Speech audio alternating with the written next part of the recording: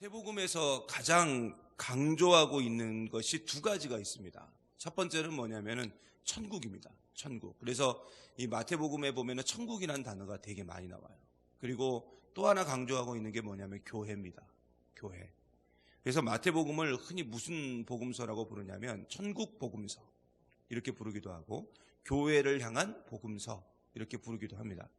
결국 마태복음의 저자인 마태는 예수님의 말씀을 통해서 교회가 하나님 나라가 되기 위해서 어떻게 해야 되는지를 잘 알려주고 있는데, 특히 마태복음 5장에서 7장까지에 있는 예수님의 산상설교를 통해서 증거하고 있습니다. 그래서 우리는 작년부터 이 신년 특별 새벽기도회 때부터 이 산상설교를 계속 우리가 좀 이어서 보고 있는 거죠. 그래서 교회가 어떻게 하면은 천국을 이룰 수 있는지 우리가 살펴보고 있습니다. 그리고 오늘 말씀도 역시 여기에 초점을 맞춰서 좀 함께 좀 살펴보고자 합니다. 여러분, 예수님께서 이 세상에 오셔서 활동하실 당시에 예수님은 굉장히 많은 오해를 받으셨어요. 물론 정확하게 말하면 오해라고 말할 수는 없지만 율법을 중심으로 살았던 이스라엘 민족에게 예수님의 독특한 행동들은 굉장히 파격적이었고, 이것은 마치 율법을 무시하고 율법을 제거하는 것처럼 그렇게 보였습니다. 예수님은 많은 사람들의 병을 고쳐주시고 천국 복음을 전하셨어요. 그런데 이렇게 병을 고쳐주시고 천국 복음을 전한 대상이 율법을 잘 지키는 어떤 당시 종교 지도자들이 아니라 그들에게 죄인 취급을 받았던 비천하고 모자르고 부족한 무리들, 정확하게 말하면 율법을 제대로 지키지 못했던 일반 백성들, 그런 일반 백성들에게 예수님께서 천국 복음을 전하셨다는 겁니다. 그리고 그들에게 구원을 선포하셨어요. 그리고 예수님은 그들과 늘 함께 하셨고 그들에게 천국 복음과 구원을 선포해 주신 겁니다. 당시 구원의 기준은 뭐였냐면은 율법을 잘 지키는 거였어요.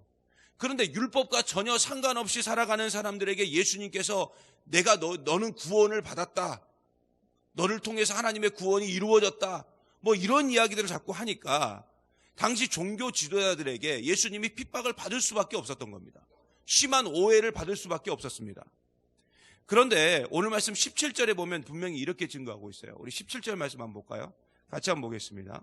내가 율법이나 선지자를 폐하러 온 줄로 생각하지 말라. 폐하러 온 것이 아니요 완전하게 하려 함이라. 아멘. 그러니까 당시 율법을 잘 지키고 있다고 자부하던 종교 지도자들의 눈으로 보면 죄인들과 가까이 하고 그들에게 친구가 되어주는 것은 뭐였냐면 하나님의 율법을 파기하는 거였어요. 폐하는 것이었습니다. 무시하는 행동이었습니다. 그러나 오늘 말씀에 보면 이렇게 죄인들과 가까이 하고 그들의 친구가 되어주었던 예수님께서 단호하게 말씀하시는데, 나는 율법을 폐하러 온 것이 아니라 율법을 완전하게 하려고 이 세상에 왔다라고 말씀하셨다고요. 그러므로 예수님의 주 목적은 뭐냐면 율법의 완성이에요. 율법의 완성. 그리고 그 율법의 완성을 여러분 잘 들으셔야 돼요. 누구에게 요구하시느냐? 바로 죄인이었지만 예수님의 가까이 하심으로 천국의 약속을 받은 구원받은 백성, 그게 누굽니까? 바로 우리 자신에게 그 지금 이야기를 하시는 거예요.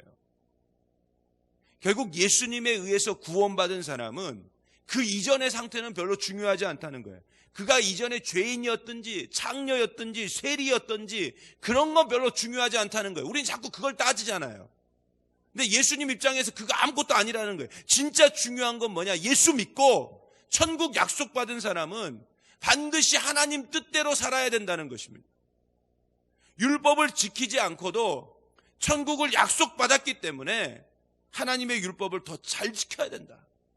그게 지금 저와 여러분에게 예수님께서 말씀하고 계시는 내용이라고요. 그러므로 우리가 어제 봤죠? 우리는 어떤 존재로 부름받았습니까? 세상의 소금, 세상의 빛으로 부름받았어요. 그렇게 부름받은 우리는 어떻게 살아야 되느냐? 오늘 말씀에 분명히 말씀하시는 거예요. 율법을 더 잘 보존하고 그 율법을 더 잘 지켜야 된다. 하나님의 계명, 그거 사랑하고 그 계명대로 살아야 된다라고 예수님께서 말씀하고 계셔요. 그런데 우리가 내일도 보겠지만 예수님께서 말씀하시는 그 완전한 율법은 우리가 생각하고 우리가 상상하는 것 이상의 말씀을 예수님이 하고 계신다는 거죠. 예를 들어서 율법은 살인하지 말라라고 했는데 예수님은 마음속에 형제를 미워하는 마음만 가지고 있어도 그것도 살인이다 이렇게 말씀하셨어요. 여러분 무섭지 않습니까? 미워하는 마음만 가지고 있어도 살인이래요. 근데 우리 다 미워하는 마음 있잖아요. 누군가 미워하잖아요. 죽도록 싫은 사람 있잖아요. 그러면 살인죄를 지은 거예요. 또한 율법은 내 형제를, 내 이웃을 사랑하고 내 원수를 미워하라고 했는데 예수님이 뭐라고 말씀하셨냐면 원수를 사랑하며 너희를 박해하는 자를 위해서 심지어 기도하라 이렇게 말씀하셨어요. 여기서 기도하라는 건 내일도 말씀드리겠지만 축복해 주라는 거예요. 축복을 빌어주라는 거예요. 그러면 예수를 믿는다는 건 뭐냐면 우리가 생각하고 상상하는 것 이상의 윤리적인 그리고 신앙적인 모습을 성경이 예수님이 우리에게 요구하고 계신다는 겁니다. 그게 율법의 완성이라는 거죠. 그리고 우리는 그렇게 살아야 돼요. 결국 이 말은 당시 율법을 잘 지키고 있다고 자부하던 종교 지도자들 역시 율법을 잘 지키지 못하고 있다는 것을 또 이야기하고 있는 것입니다. 그래서 예수님은 율법을 완전하게 하신다는 말씀을 통해서 율법의 진정한 의미가 뭔지 그리고 율법의 그 본뜻이 무엇인지를 가르쳐 주어 지키게 하셨다고요. 그리고 이렇게 예수님께서 율법을 폐하지 않고 오히려 완성한다는 말은 예수님 자신이 먼저 스스로 율법을 어기지 않고 완전히 지키고 있다는 것도 의미하고 있습니다. 그만큼 율법은 중요하고요. 그 율법을 통해서 예수님은 하나님 나라를 만들기를 원하셨어요. 그래서 예수님은 율법의 진정한 의미, 율법의 진정한 완성을 알려주셨는데 우리 말씀 한번 찾아볼까요? 자, 로마서 말씀 한번 찾아보겠습니다. 오늘 말씀 딱 표시해 놓고 자, 신약에 있는 성경 로마서 10장 한번 보겠습니다. 자, 오늘 말씀을 딱 그냥 일단은 딱 꽂아 놓고 10장 우리 4절 말씀 한번 보겠습니다. 로마서 10장 4절. 자, 우리 로마서 10장 4절. 신약 252페이지에 있어요. 252페이지. 자, 10장 4절. 우리 같이 한번 보겠습니다. 자, 예수님은 율법의 진정한 의미, 율법의 진정한 완성을 알려주셨어요. 자, 보겠습니다. 같이 봅니다. 시작. 그리스도는 모든 믿는 자에게 의를 이루기 위하여 율법의 마침이 되시니라. 아멘. 아멘. 자, 이제 다시 마태복음 5장으로 넘어가세요. 자, 보세요. 예수님은 율법의 마침이 됐어요. 마침. 이게 무슨 말이냐면은 예수님은 십자가와 부활을 통하여 율법을 완성시켰다는 거예요. 율법은 인간을 구원할 수 없어요. 여러분 믿으시죠? 율법은 인간을 구원할 수 없어요. 하지만 예수님은 십자가의 죽음과 부활을 통하여 그 인간을 구원함으로써 율법 자체를 완성시켜버렸어요. 그런데 더 중요한 사실은 뭐냐면 예수님의 십자가와 부활로 구원받은 사람은 그 완성된 율법을 정확하게 지켜야 된다는 겁니다. 그게 지금 오늘 성경에서 이야기하는 내용이에요. 그래서 오늘 말씀 18절 한번 볼까요? 자, 18절 같이 봅니다. 시작. 진실로 너희에게 이르노니 천지가 없어지기 전에는 율법의 1.1획도 결코 없어지리 아니하리라. 다 이루리라. 아멘. 여러분 이 말씀이 굉장히 중요하다고요.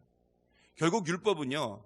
아무리 작은 한 부분이라 할지라도 결코 패하지 않을 것이며 다 이루어져야 한다는 것입니다. 그리고 율법의 작은 것 하나라도 소홀히 여기면 그리고 사람들에게 그렇게 하도록 가르친다면 19절의 말씀에 증거하고 있듯이 천국에서 작은 자로 평가받게 된다는 것입니다. 그러므로 하나님의 율법은 어느 것 하나라도 무시되어서는 안 된다는 거예요. 여러분 오늘 말씀 19절에 하나님의 계명에 지극히 작은 것 하나라도 버리고 또 그와 같이 가르치는 사람은 천국에서 지극히 작다 이렇게 표현하고 있습니다. 여기서 천국에서 지극히 작다는 것은 뭐냐? 천국에 가기는 가는데 천국에서 받는 상급이 작다? 여러분 그런 의미가 아니에요. 여러분 그렇게 해석하시면 절대 안 돼요. 우리가 잘못하면 그렇게 오해할 수 있는데 절대로 그런 의미가 아니라고요. 여러분 이 말씀은 뭐냐? 오늘 말씀 20절 보면은 정확하게 증거하고 있는데 우리 20절 말씀 같이 한번 보겠습니다. 시작. 내가 너희에게 이르노니 너희 의가 서기관과 바리새인보다 더 낫지 못하면 결코 천국에 어떻게 된다고요? 들어가지 못한대요. 여러분 이거 진짜 여러분 좀 긴장하면서 이 말씀을 봐야 돼요. 결국 천국에서 지극히 작은 자가 된다는 것은 여러분 20절의 말씀과 딱 연결이 되는데 뭐냐면 천국에 들어가지 못한대요. 여기에 딱 하나 앞에 붙어요. 결코 이렇게. 단언컨대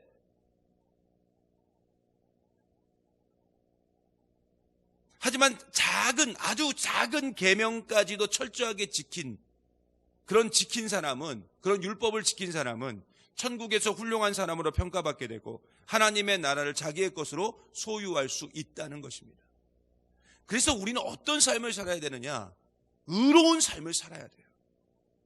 물론 성경에서 말하는 의는 대부분 예수 그리스도를 믿는 걸 말해요. 그래서 사도 바울 역시 의를 믿음의 개념으로 설명했고 창세기에도 보면 하나님도 아브라함의 의를 믿음으로 평가하셨습니다. 하지만 오늘 말씀에 나오는 의의 개념은 좀 달라요.